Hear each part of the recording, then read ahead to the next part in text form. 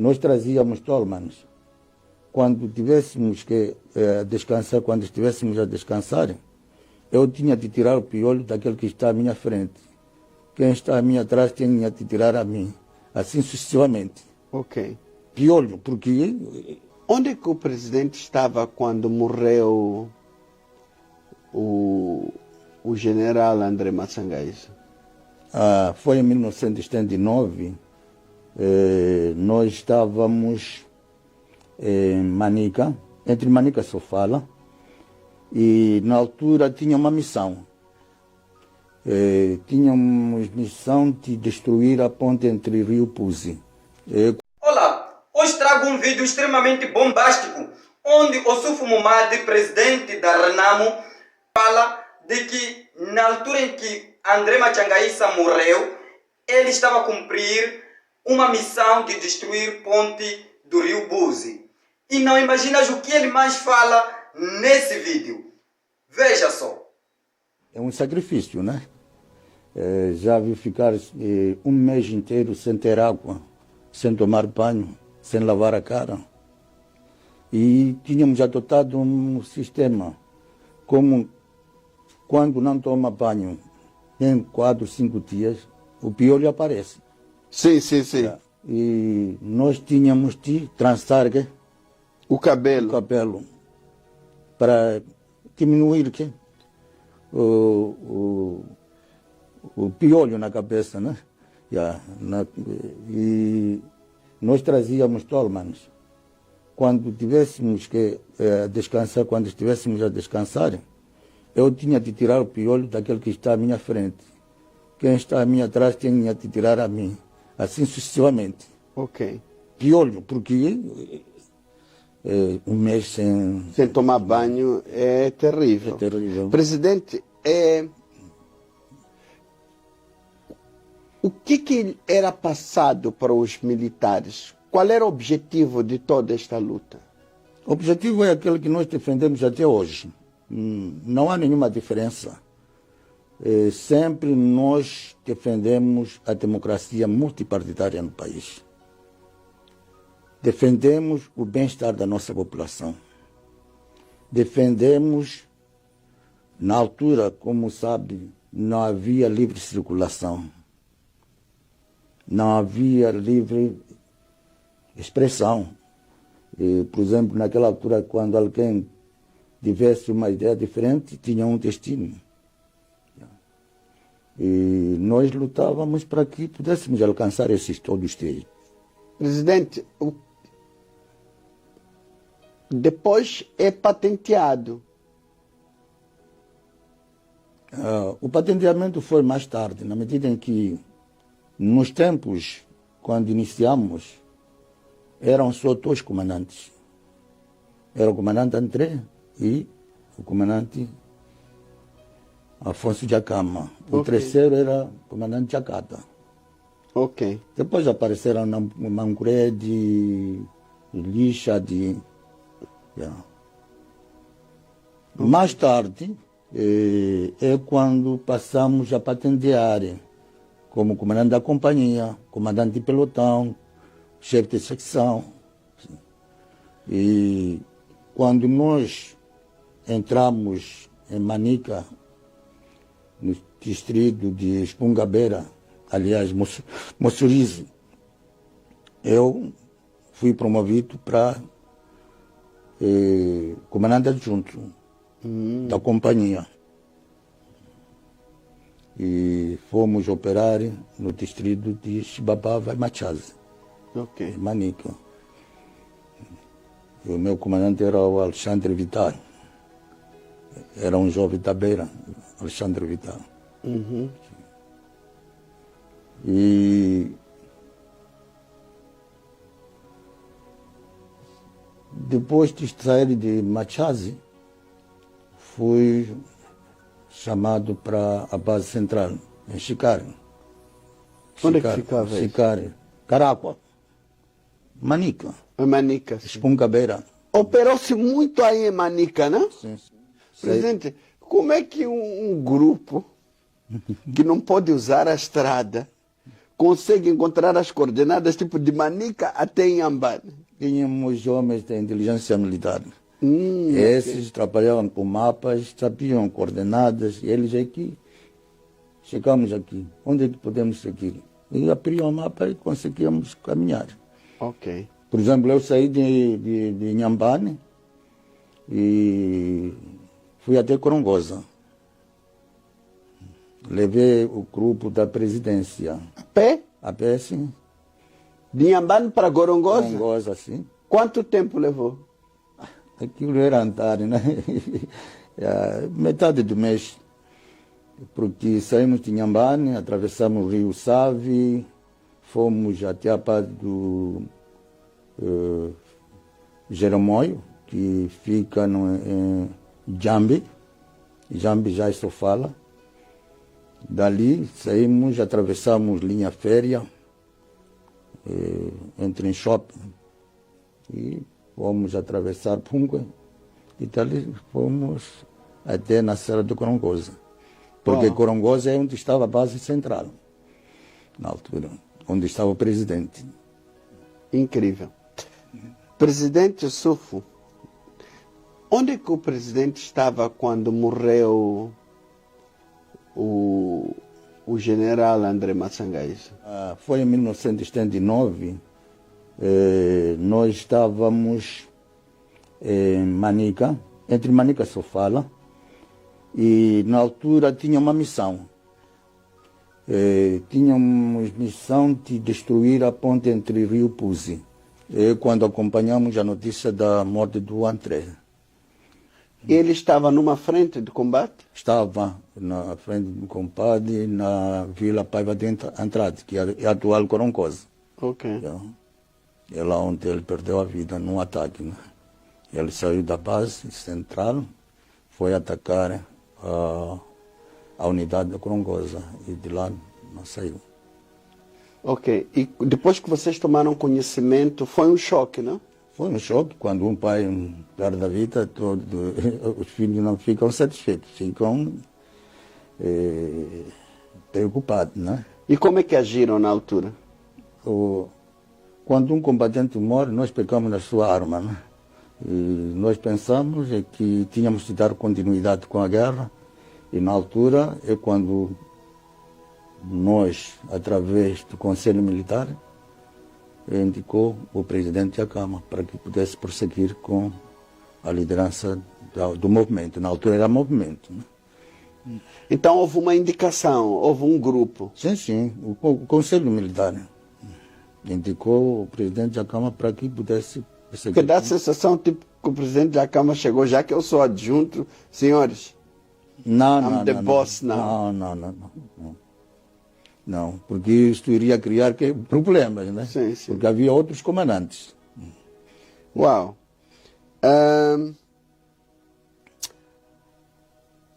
Presidente Sufo conheceu o presidente Jacama.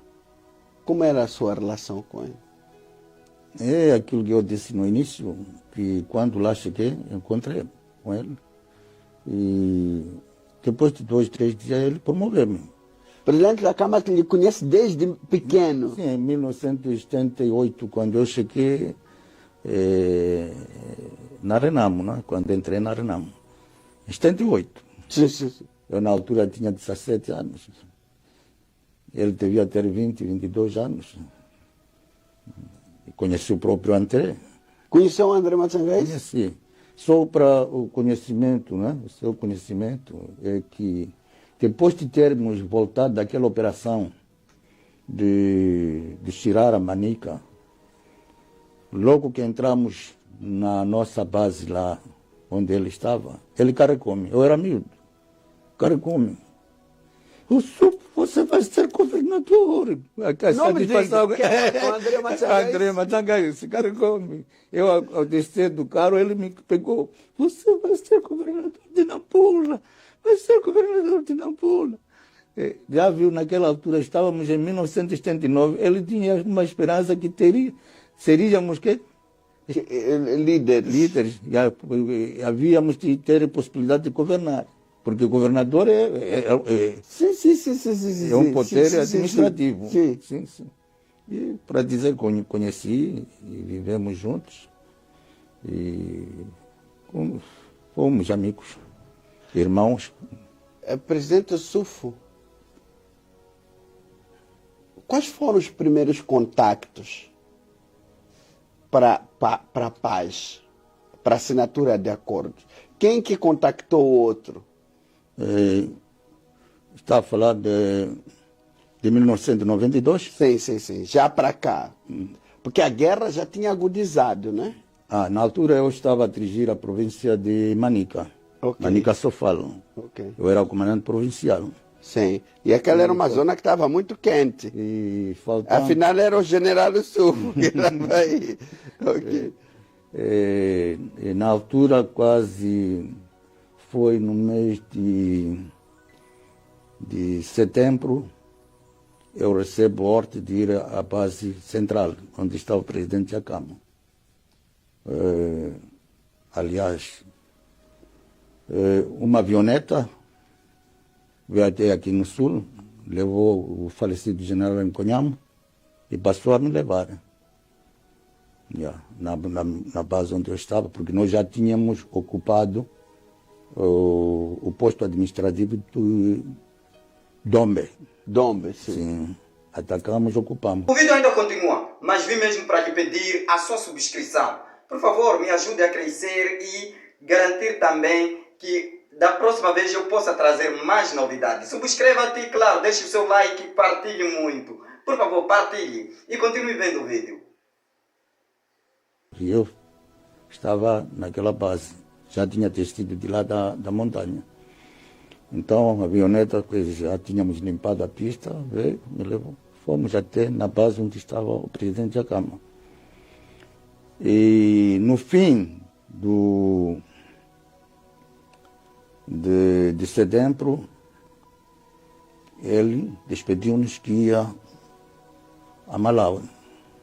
Ok. Para Malawi. Não disse que ia assinar acordo. Não disse. Não disse. E ficamos, eu com o Nkonhamo, como éramos dois generais. E dia 5 de outubro, ele liga a instruir-nos para que pudéssemos ir até na base de Marinque, porque estávamos na base de Massala. Sim. Tínhamos de sair de Massala para Marinque, com o objetivo de mandar limpar a pista onde ele viria aterrar. E levamos grupo, fomos até Massala e fizemos conforme tinha sido orientado. Passando 2 dias, ele estava a aterrar. Já tinha avioneta na época, o presidente Jacama? Não, a avioneta que transportou o presidente Jacama de Roma para Peso era uma avioneta. Era uma avioneta, sim. Mas tínhamos uma avioneta de um nosso amigo. Ele está lá em Nhaminga, não é? Nhaminga. Até a avioneta está lá. Ok. Ele trabalhou muito para Renamo e continua a colaborar conosco. Ok.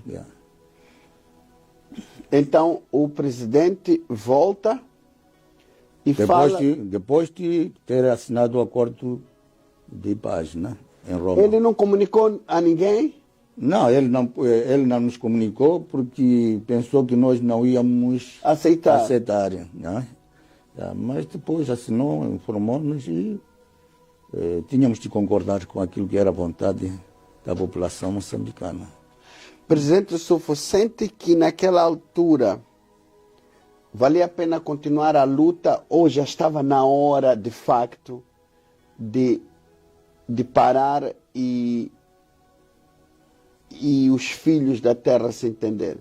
Não havia necessidade, na medida em que já havia iniciado uma negociação que levou quase 2, 3 anos e nós pensamos que não havia razão de continuarmos a lutar, né? Sim. E por isso houve uma necessidade de um acordo. E ele assinou o acordo, nós concordamos.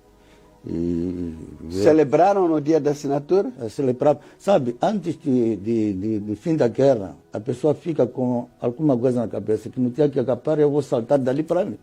Mas quando acontece, a coisa é outra. A coisa é outra. E terminou a assinar o acordo de paz, ele apareceu lá com Raul Domingos, mais outros quadros que faziam parte das negociações, o Lulo, o general Hermínio Moraes e outros. Recebemos e deram-nos briefing em relação ao trabalho que tinham feito. E foi em outubro, novembro, nós tínhamos de ser destacados para vir aqui em Maputo. Fomos o primeiro grupo. Era o Raul Domingos, o José de Castro, o Ngonhamo, Hermínio Moraes e o Suf Momad. Mas já havia um outro grupo que tinha adiantado quando foi aquele acordo de Comevi. Ok. Para a questão de pipeline. Sim, do pipeline. Havia aqui um grupo de o Anselmo Vitor, o general Pascoal e o Malaqueta. Esses foram primeiros, antes da assinatura do Acordo Geral de Paz. E ficamos aqui, e como havia comissões que tinham sido criadas, eu fiz parte da comissão que chefiava o Raul Domingos. E havia a comissão de cessar-fogo, havia comissão de formação, e ficamos. Chegou uma altura, eu fui transferido para a cidade de Nampula, para começar a fazer a política. Sabe, presidente Sufo, há uma ideia. Sabe quando a gente não conhece a pessoa, a gente pensa que a pessoa de repente desceu de paraquedas e virou um líder. Percebendo a sua história, desculpa, vou lhe chamar o senhor vem, a sua liderança começa desde os primórdios da Renamo. Quer dizer, 2 semanas depois entrou para a secção e depois foi general, e dos poucos generais que havia, e tem história em todos os grandes momentos. Então, às vezes, as pessoas não têm noção do histórico da pessoa. Porque, às vezes, olha essa ponta do iceberg, mas não se percebe, muitas vezes, que a história que o presidente Sufo está a ter agora é de um percurso de liderança. E veja, agora era uma das chefias que tinha que ser consultado e comunicado até sobre os acordos de paz. Sabe que a ala militar é a ala mais dura de qualquer ponto. Vocês tinham a chave na mão para dizer sim ou não. E se dissessem não, o presidente da Câmara não tinha teria como. A possibilidade de ir até Roma. E o presidente Sufo já era um general na época. Era general, sim. Incrível. Eu fui general desde 1983. Incrível. Quando fui abrir a frente de Nampula, eu já era general, em 1983. E não havia muitos generais? Não havia. Era o general Vareia, era o general Mário, éramos 3 ou 4.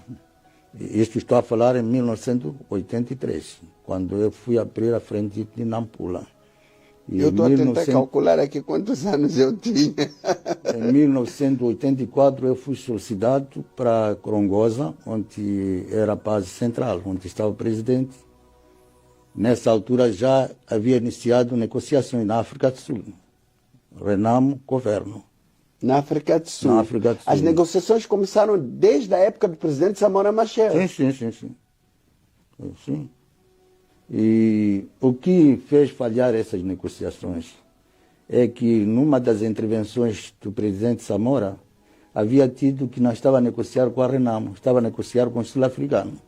E o presidente Akama ficou aborrecido com esse pronunciamento e mandou voltar a delegação da Renamo.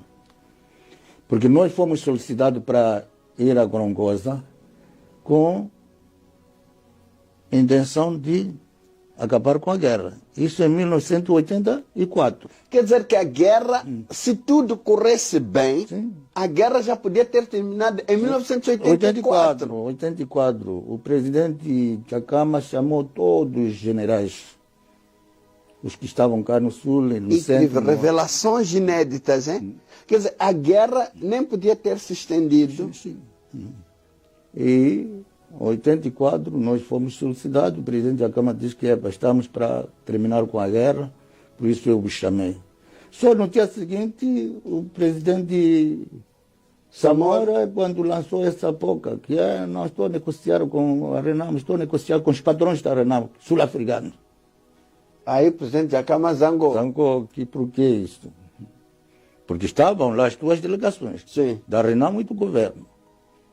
Quem estava a chefiar a nossa delegação era Ives Fernandes. Da parte do governo era o Veloso.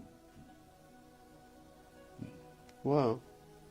Incrível. E a guerra reacende Reacente. depois deste... Sim. E os generais foram distribuídos, porque não voltamos para as mesmas províncias. Eu, a partir dali, fui destacado para ir dirigir a província de Manica. Ok. Agora, a negociação com o presidente Chissano, vocês também receberam a informação? Recebemos, porque não podíamos ter de acompanhar através da imprensa. Tínhamos de ser informados, porque quem dirige a guerra é aquele que está no terreno, né? E ele, do presidente Jakama, tinha essa consciência, não? Ele tinha de informar que já tínhamos iniciado com as negociações e a pessoa que estava a chefiar a equipe da Renamo era o Raul Toninho. Bom, é esse vídeo que eu tinha para ti, para que possas então estar dentro das novidades. O Sufo Momad entregou praticamente todos os segredos da Renamo. Ou seja, um líder, um presidente de um partido como o Renamo acaba praticamente destruindo aquilo que é o partido, entregando todos os segredos que jamais a Renamo em si pensava em divulgar. Aí então você ficou a saber dos segredos sombrios deste partido. E não só, como também um líder que se chama líder, que se diz que é líder, não pode entregar todos os segredos a um partido inimigo ou a um partido adversário, não é? Esse praticamente não é líder, mas sim um espião. Assim nós podemos imaginar que ele é um espião. Bom, você pode sim me ajudar a esclarecer melhor, comentando aí o que você achou do vídeo. Gostou? Por favor, diz aí nos comentários. E claro, deixe o seu like, subscreva-se se ainda não é inscrito. E muito obrigado, fique com Deus.